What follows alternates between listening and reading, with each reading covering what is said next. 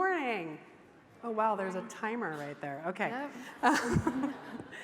So recently my wife and I were fed up with each other with that who's going to take the lead on meals this week, what are we cooking conversation. So we signed up for one of those meal kit services. The box arrived and I kind of looked forward to someone having done the thinking for me. If any of you have gotten one of these, you've probably felt a little bit guilty about the 25 tiny plastic containers inside every box. Many of the kits also come with something like this. It's insulation to keep the food cold, and it's made with PET, the same resin that's the base for very recyclable water bottles and soda bottles. The packaging says, recyclable in your curbside program. Now, having the insider information from running an organization with a 100,000 ton per year recycling facility, I took one look at this and knew that if this came into our facility, you would either get pulled out as trash by our staff or end up in our paper and contaminating it. But let's say somehow it could get in with the PET bottles. I contacted our PET markets to ask, and they said they didn't want it and would see it as contamination. Because making something with PET or another recyclable material and getting it in the bin is just one of many attributes that make something recyclable. What happens to it after the bin? What happens to it after the recycling facility? What happens to it after that? We have to follow the whole supply chain, and if we don't pay attention to that, we risk recycling overall, and we risk the trust of the public. This is not an attempt to just pick on one brand or one particular piece of packaging. This is an illustrative example of the current real disconnect between design and end of use. We probably once a week, we have someone from our sort staff come to us with some new piece of packaging they've never seen before. With a what do we do with this now question. Beer can wrapped in plastic. A plastic soda can with a metal top and a metal lid fused on. A bottle made out of pressed paper, things like that. So we have to continually make millions of dollars of investment in equipment more and more frequently to chase the evolving stream of materials coming in our door, making the program more costly for us and for the communities we serve. So what if instead of running around trying to catch all the leaks that are coming out of the pipes, we start upstairs and fix the pipe from the start? The ability to recycle right starts upstream with product design. Because wasting less doesn't automatically happen in a recycling bin. This is a truth that's been dramatically revealed in the past 2 years. In brief summary, for those of you who aren't living with this every day, China has virtually stopped purchasing recycled materials, justifiably pushing back on the percentage of unwanted materials that were in the bales that they were buying. So why were we sending them material in that condition? Basically, we were using the wrong measures of success. In the US, we had lost the forest for the trees. We got hyper-focused on recycling more and increasing our diversion rate so that if we got it into the blue bin and someone somewhere bought it, we checked the box and called it good.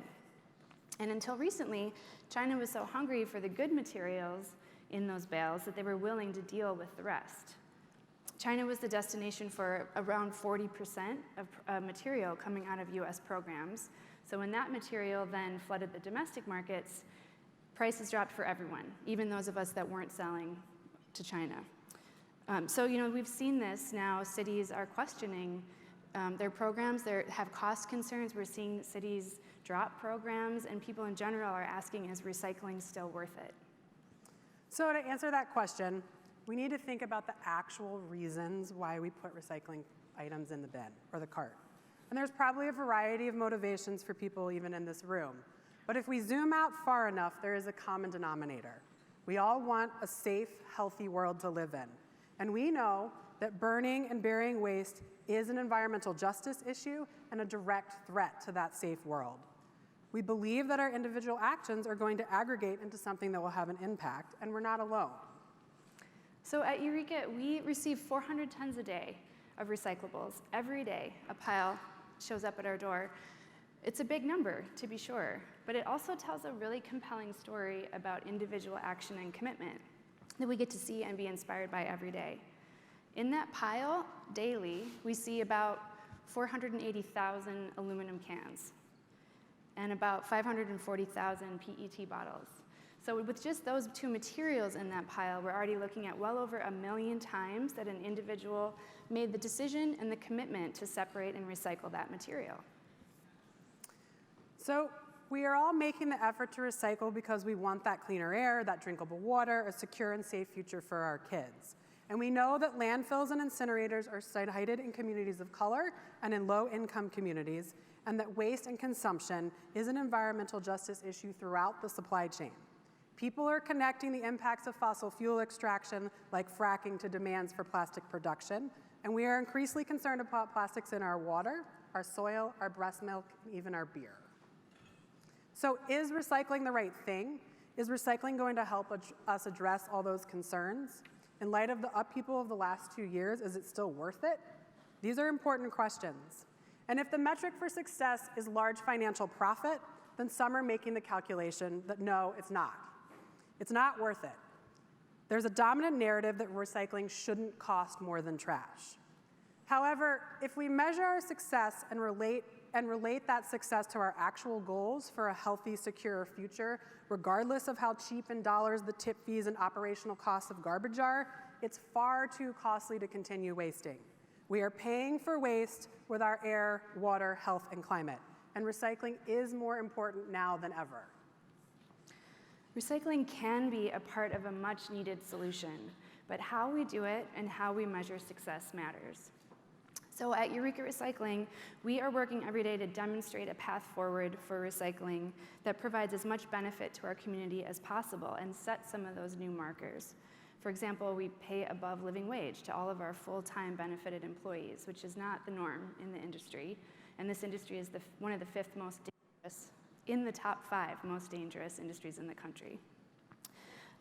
We work hard to choose local transparent markets so we can really follow those materials across the supply chain and really understand what's happening to them. And we optimize our system to take care of those materials so they have a really good chance at a next life.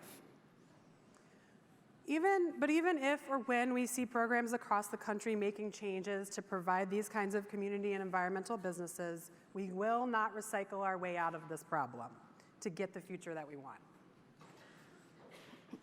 The empty trash can has become the symbol of what we're working towards. But the trick is that empty trash can is just one metric. It's not really the goal of circularity, because it turns out it's very possible to empty that trash can and still exploit people, pollute the air and water and soil, either here or in someone else's home, and destabilize the climate.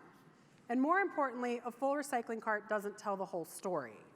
For every one full cart of recycling, there was 71 times that amount of waste generated just to get those items into our homes, from extraction to production to transportation.